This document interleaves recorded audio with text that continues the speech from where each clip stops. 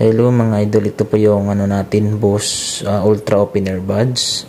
So, i-demo ko po ito yung mga basic na features para malaman nyo rin yung po itong bagong release sa Bose. So, bago ang lahat, please subscribe naman po sa YouTube channel ko.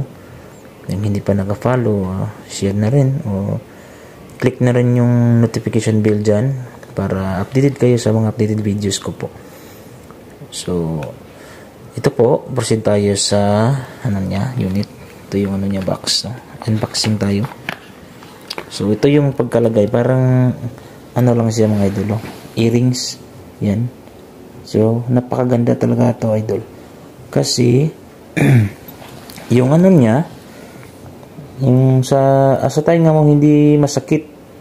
Tapos makarinig ka ng sa surroundings mo at saka hindi rin masakit sa tainga. Para siyang iniipit mo lang. So, ito yung sa loob niya mga idol. Yan. So, ito yung mga shortcut key niya mga idol. Yung pag-call, pause and play. Yung dito niya sa may buttons. Yan sa may yan. Shortcut key. Yan. Double tap, yung next, reviews, tool, tatlo. Yan, may mga shortcut keys siya. So, ito yun. Maliit lang siya. Yan nice. Open nyo lang. Yan. Once mag-pairing kayo ng Bluetooth, itong sa likuran, ito, press mo lang to. Long press. Tapos mag-ilaw to ng kulay blue. Yan. So, meaning, pairing, need na i-connect nyo ng phones nyo, smartphone. So, ito yun tanggalin ko mga idol. Yan. Ito yun dito lang. Ito yung left. Sa left siya. So, ilagay nyo lang sa tainga.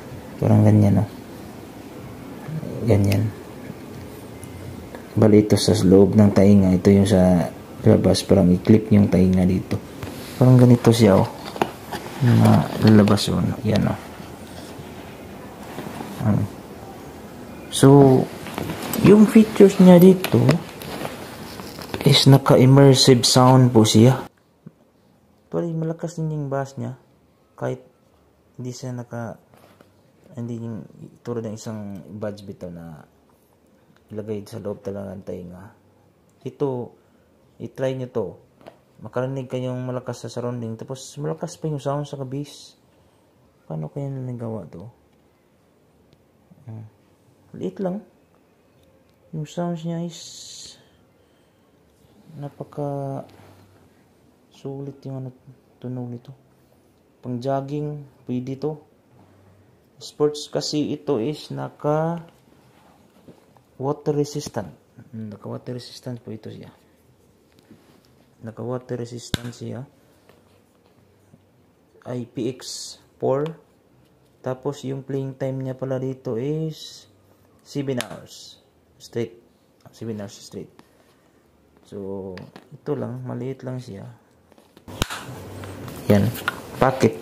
Lagay. Pwede siya malagay sa pocket. Sige, maliit lang. Ayan. Pwede pang travel. Ayan. Tapos long press yung sa likuran, connect nyo. Yan. The best talaga to. So, ang price nito sa mga 18 sa atin dito. May discount pa man to. So, ito yung bagong release nila na design sa Bose. So, yun lang yung i-demo ko. So, ito, try nyo lang ito sa mga, punta kayo sa mga store. Try nito. Isa to sa mga recommended ko na earbuds. Kasi, hindi masakit sa tainga. Tapos yung sound quality is maganda. Naka-immersive sound siya. So, yun lang mga idol. Maraming salamat sa pagpanood. Upload pa ako ng madaming mga videos. So, subscribe nyo lang po ako sa YouTube channel ko. Thank you mga idol. Maraming salamat.